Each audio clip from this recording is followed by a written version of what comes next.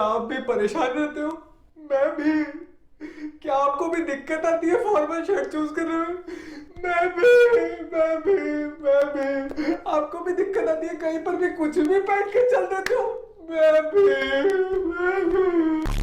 What's up guys, मैं आज हूं आपसे अपनी नई वीडियो के साथ। तो आज की वीडियो में अपन बात करने वाले हैं ऑब्वियसली फॉर्मेलिटी स्केल की कि क्या क्या चीजें है ना, क्या क्या छोटी छोटी चीजें आपकी शर्ट के अंदर होगी, वो आपकी फॉर्मेलिटी को अप कर सकती है, डाउन कर सकती है, डिपेंड करता है क्या क्या अलग अलग चीजें। चलो वीडियो की तरफ। फर्स्ट अपन बात करेंगे कौन सी की, कॉलर की। कॉलर की फॉर्मेलिटी कैसे चेंज होती है, उसके बीच का एंगल चेंज होने से, उसकी जो कॉलर लीव्स होती है इसके बीच का एंगल चेंज होने से। ये 2 इंच का कॉलर है लेंथ के अंदर मतलब लीव से 2 इंच की है, और इसमें जैसे ये ना आपकी जो एंगल चेंज होगा, जैसे इस कॉलर का एंगल के हिसाब से ये है स्प्रेड कॉलर। ये सबसे ज्यादा मॉडर्न माना जाता है, आपकी ये ना हर बिजनेस सिचुएशन में चल जाएगा। लेकिन मतलब ये है कि आप खुद बिजनेसमैन हो, उसके अंदर आप किधर के एम्प्लॉय नहीं हो। और ऑब्वियसली अगर आप जॉब करते हो सबसे ज्यादा बिजनेस फॉर्मल, फिर अगर आप जॉब करते हो सबसे बेस्ट आपके लिए यही रहेगा पॉइंट कॉलर। वो मैं आपको अभी बात थोड़ी देर में दिखाऊंगा।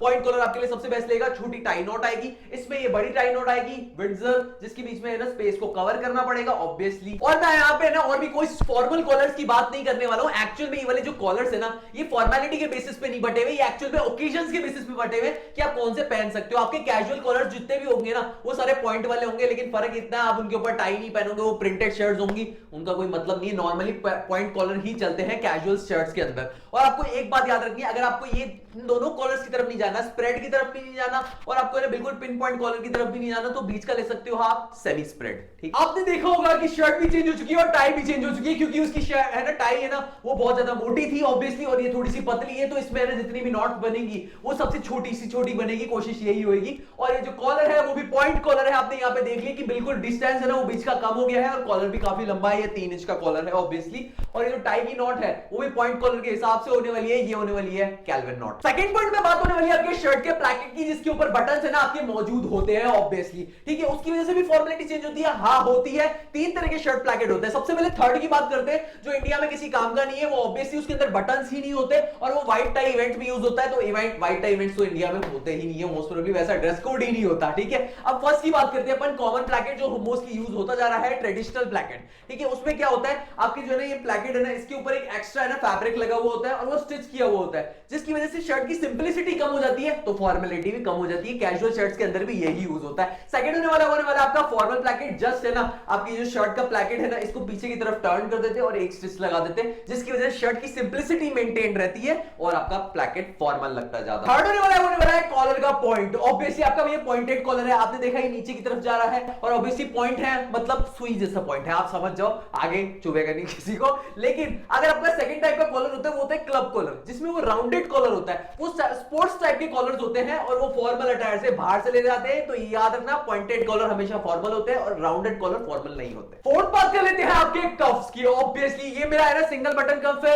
इसको बैरल कफ भी बोलते हैं, और ये मोस्टली ट्रेडिशनल कफ है। ये सब चीजों में यूज होता है, या फॉर्मल ओकेजन में यूज कर सकते हो, कैजुअल में भी यूज कर सकते हो, सब में यूज होता है, ये आप सबको पता ही है। और ये सिंगल बटन है। ठीक है, अगर इसमें 3 टाइप की शेप्स भी आती है, एक एंगल वाला भी आता है, ये एंगल वाला है। ठीक है, ये थोड़ा सा ज्यादा फ्लेयर अप वाला लगता है, और आपका है ना एक सिर्फ राउंडेड आता है, वो थोड़ा मतलब थोड़ा सा सस्ता और चीप लुक लगता है, क्योंकि वो सभी कर रहे हैं तो कुछ नया लो। ठीक है, अगर आप कस्टम शर्ट बिल्ड करवा रहे हो तो ये एंगल वाला ले लो, या फिर है ना आप बिल्कुल स्क्वायर वाला भी ले सकते हो। वो मेरे हिसाब से, मुझे जैसा लगता है, वो सुपर फॉर्मल दिखता है मेरे हिसाब से। ठीक है, और वो बहुत ज्यादा ट्रेडिशनल दिखता है। और अब आपके ना बटन्स की बात कर लेते हैं। आपके जितने ज्यादा बटन्स होंगे ना, उस हिसाब से ना आपकी कप की फॉर्मेलिटी चेंज होगी। ये सिंगल बटन है, ठीक है, इसमें 2 बटन भी आते हैं और 3 बटन भी आते हैं, और कप की लेंथ जितनी लंबी होती जाएगी वो थोड़ा बहुत फॉर्मल और एक्स्ट्रा होता जाएगा। मेरे पास 2 बटन और 3 बटन भी है, सॉरी 3 बटन नहीं 2 बटन है, वो मैं आपको दिखा सकता हूं, 3 बटन भी दिखा सकता हूं, यहाँ पे पिक्चर डाल देता हूं। इसी में नेक्स्ट होने वाला है 1 बटन कप के बाद 2 बटन कप, वो होने वाले हैं ये वाले, और ये सबसे ज्यादा फॉर्मल होते हैं। इससे बड़े भी होते हैं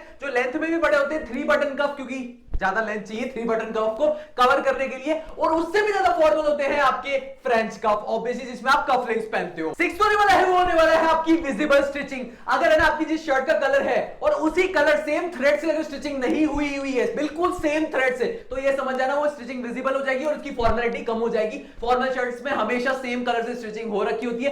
प्रिंटेड शर्ट्स होंगी उसके अंदर भी बिल्कुल वही कलर यूज किए हुए होंगे जिस कलर के प्रिंट होंगे। ये याद रखना, गलती मत करना। प्रिंटेड शर्ट्स में पिन स्ट्राइप्स की बात कर रहा हूं क्योंकि वो भी फॉर्मल ही होती है, ये याद रखना। नेक्स्ट होने वाला है 7th होने वाला है आपका कौन सा, आपके प्रिंट्स। ठीक है, जितना बड़ा प्रिंट्स उतना कम फॉर्मल, मतलब फ्लोरल शर्ट्स और है ना हवाईन शर्ट्स का तो खेल ही खत्म है, फॉर्मल है ही नहीं ऑब्वियसली। और है ना आपकी ये जो बिल्कुल सॉलिड शर्ट्स होती है वो सुपर फॉर्मल होती है। उसके आगे आपके चालू होते हैं पिन स्ट्राइप्स, या तो मतलब अगर आप है ना वर्टिकल में देखोगे तो पिन स्ट्राइप्स, हॉरिजॉन्टल में देखोगे तो हॉरिजॉन्टल स्ट्राइप्स इतने लोग पहनते नहीं है। और अगर आप चेक्स देखोगे तो उसमें सबसे छोटा होता है गिंगम, गिंगम भी बहुत बढ़िया होता है, लेकिन उसके ऊपर जैसे जैसे बड़े चेक्स होते जाते हैं फिर फॉर्मेलिटी कम होती जाती है। इसमें पिन स्ट्राइप में जितनी बड़ी पिन स्ट्राइप होगी, जैसे मेरे पास एक शर्ट है, मैंने आपको दिखा रखी बड़ी स्ट्राइप्स वाली, वो सबसे लेस फॉर्मल। इसमें और कौन से कलर्स आते हैं, ऑब्वियसली आपके कलर्स है ना सबसे ज्यादा जो फॉर्मल होते हैं वो व्हाइट और ब्लू ही होते हैं। उसके आगे अगर नया ट्राई करना है तो आप पिंक की तरफ जा सकते हो, या फिर लैवेंडर यानी पर्पल का मिक्स, बिल्कुल लाइट कलर्स लेने हैं क्योंकि यही सारे फॉर्मल दिखते हैं। अगर आप डार्क कलर रेड ब्लैक, ये फॉर्मल नहीं दिखते, बकवास लगेंगे फॉर्मल वेयर में। और है ना इसके आगे कौन से हो सकते हैं, light red, light orange, light yellow, light green, मतलब जो है मैंने थोड़ी देर पहले पहना था उस टाइप के कलर्स आप ले सकते हो। और आपका लास्ट होने वाला है कंट्रास्टिंग कलर्स। अगर आप इसी शर्ट पे अगर व्हाइट कलर के कलर्स लगवा लेते हो तो ज्यादा फॉर्मल हो जाएगी, क्योंकि वो व्हाइट कॉलर वाली शर्ट हो जाएगी, उसको विंचेस्टर शर्ट बोल देंगे अपन। वो नॉर्मल सॉलिड कलर मानी पिंक से ज्यादा फॉर्मल होगी, सबसे ज्यादा फॉर्मल होती है white shirt. Bye bye, take care, see you next time. कोई दिक्कत हो कमेंट कर देना।